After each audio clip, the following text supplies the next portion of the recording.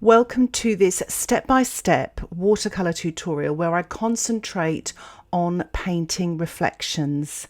Let's get started. I'm just using two colours, so I'm starting off here with ultramarine blue. You can use cobalt blue. So I've got a medium sort of mix there and a lighter wash, so thicker paint on the left and more water on the right. And I'm mixing up the ultramarine with the burnt sienna here, about 50-50 to make a blue-grey wash. Quite a pale wash, so add lots of water. I'm wetting the sky with a large brush. So I'm starting off with the stronger mix of the ultramarine with my size 10 round brush. And I'm just tilting as well to get the paint moving, making it look more atmospheric and natural. So I'm just tickling this paint on now, the lighter wash, taking the excess water off as well. As I go towards the horizon, the gaps or the cloud shapes get smaller, and it creates the illusion of depth. It makes those clouds and that sky look much further away. So the darker tonal value, the ultramarine at the top here, will be a bit stronger, paler as it goes towards the horizon, and the size getting smaller. And what's great about painting, not just in watercolour, you can use these artistic tools to create the illusion of depth on a 2D surface, making things look more 3D. So I'm just using the paler wash here and just painting sort of over the trees as well, because I'm going to be painting those darker, more silhouetted trees wet on dry later, and I want the blue sky to be behind, even though it is a paler wash here. And what's fun to do is you can lift off some cloud shapes using a paper towel. That's what I'm doing here to create the look of fluffy cumulus clouds, just here and there. So I'm using the ultramarine and burnt sienna mix here, and I'm just softening with a clean damp brush as well. I don't want these clouds to be too dark, but I just want to create some shadow just at the bottom of those white fluffy shapes there, and just using my brush just to soften as I'm doing there. So you get the top of the clouds, make sure they're still light, and if they go a little bit too dark, you can still lift off with your paper towel. So I'm just tickling this paint on here and there. So I'm mixing colours for the water, and I'm mixing up a big puddle of ultramarine, quite milky. So make sure you've got plenty of paint, and I've got a paler wash here, similar to what I did with the sky. So I am wetting all of the water area, even the person in the boat, because they are silhouetted and they're going to be much darker than this wash. So I'm loaded my brush there, and I'm basically painting the sky reflections wet into wet, pretty similar to how I painted the sky, leaving some gaps for the clouds there. So I'm using my size 10 round brush.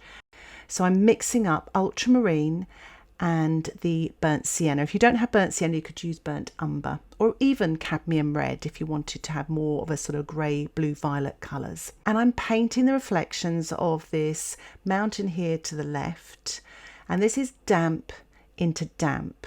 So the painting isn't as wet now, and my brush isn't as wet. And I'm just reflecting the trees and the mountain. So I'm actually painting directly below in sort of vertical strokes there. Keep it simple. Using my round size 10 brush, and I am painting damp into damp horizontal reflections. And I'm painting with the belly of the brush horizontally, so these open sort of zigzaggy sort of marks to create movement and reflection in the water.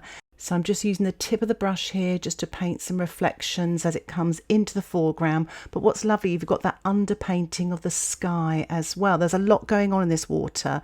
But what I loved about this photograph was that you've got the trees, the sky, the reflections, you've got the lovely focal point of the man in the boat. And it's a good lesson in painting reflections as well. If you notice in the foreground, my painting is drying. I've got a little bit of dry brush there, but not to worry. I'm getting a bigger brush and really loading my paintbrush there and painting some bigger marks in the foreground. If you look at the photograph, as the water comes nearer to you, there's sort of bigger ripples and things. And that's what I'm sort of painting here. And I want to leave light as well in the water. You almost have to exaggerate the light in the water. You don't have to copy every ripple that you can see in the photograph. It's your interpretation.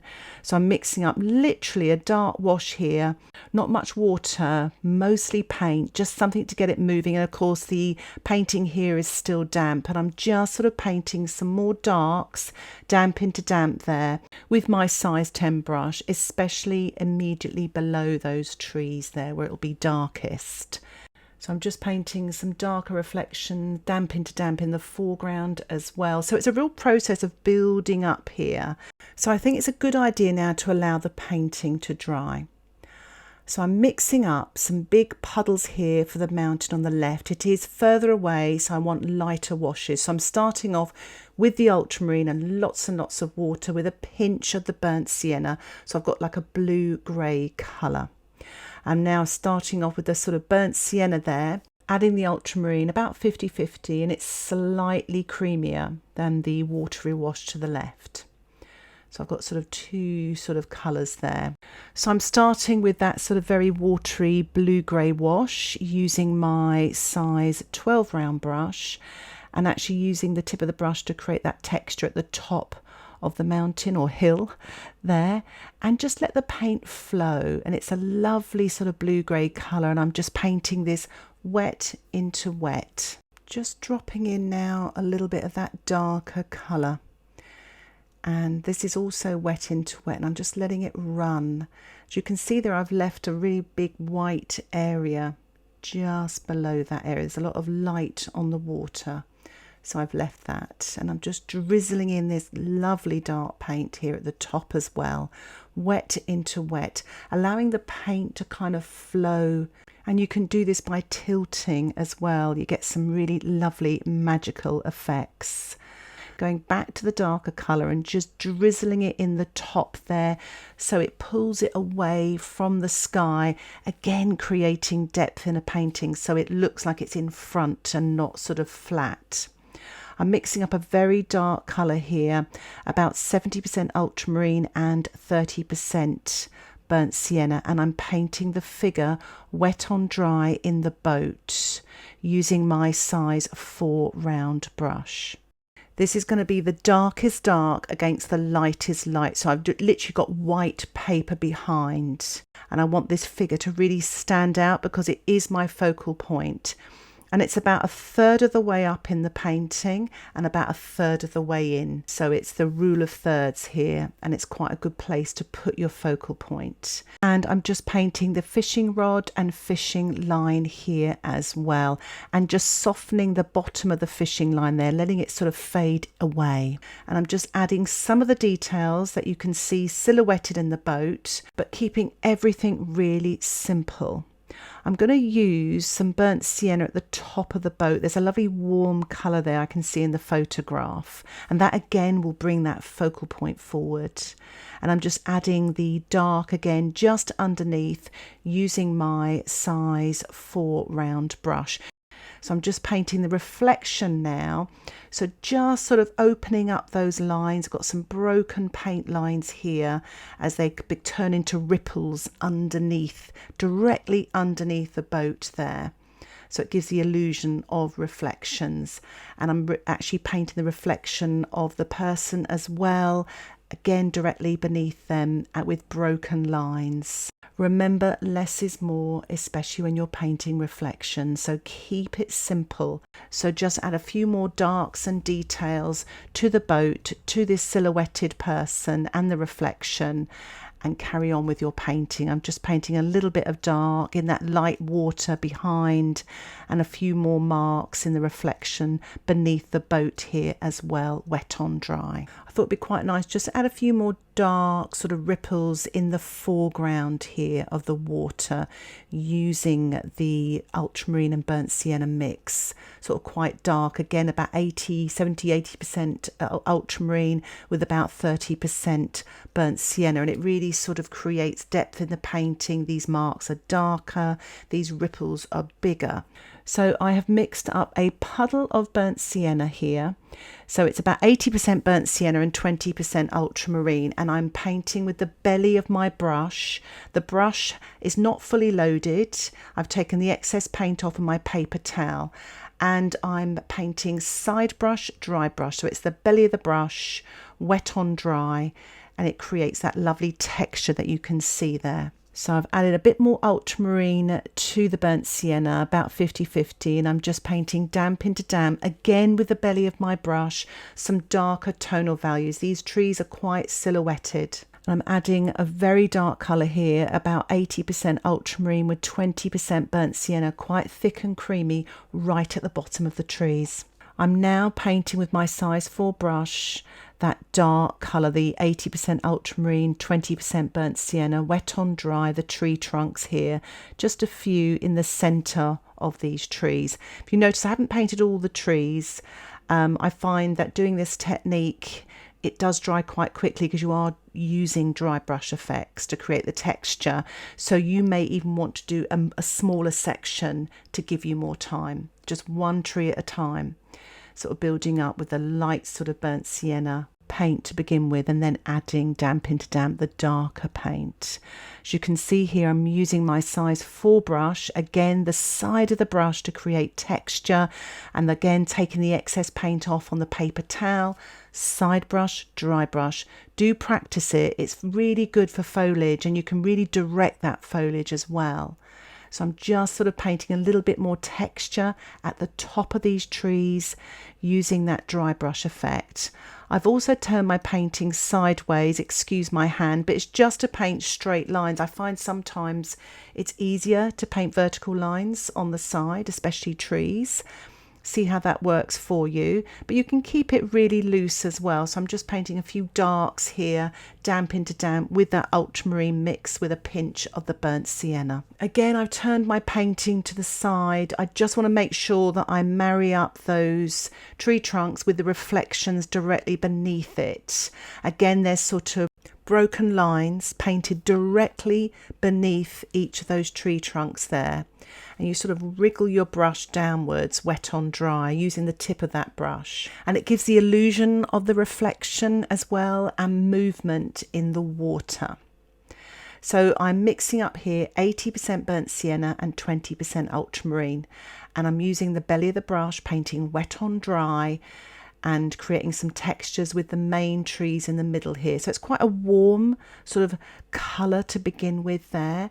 And now I've mixed up a lot more ultramarine in there, about 80% ultramarine now and 20% burnt sienna, and just adding that colour damp into damp on top. Not too much because I still want to have that texture, especially at the top of those trees. And I'm just adding a little bit more dark at the bottom where it's darkest, painting damp into damp.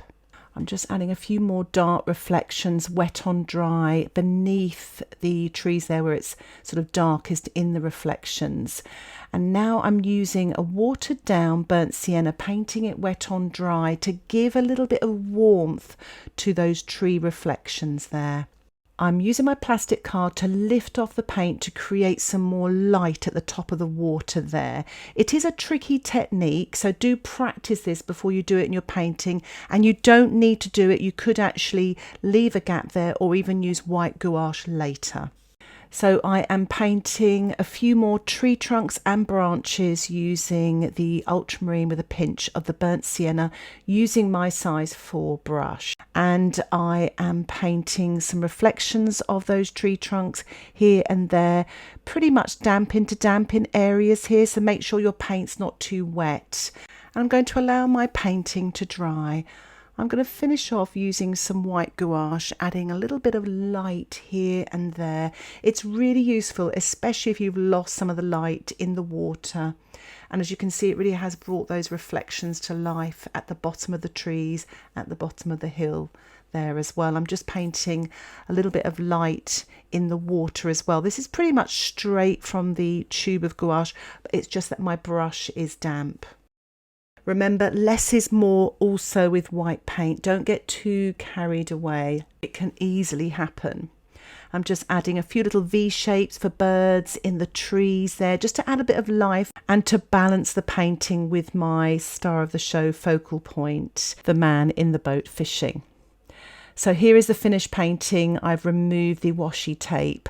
I really hope you found this tutorial inspiring and that it's helpful also with painting reflections. If you have any questions, please put them in the comments section. And if you'd like to support the content that I create here on YouTube, why not think about joining my Patreon membership? You will get access to my weekly exclusive tutorials and downloadable outline sketches. A link for my membership can be found below this video. Thank you so much for watching. Happy painting. Bye for now.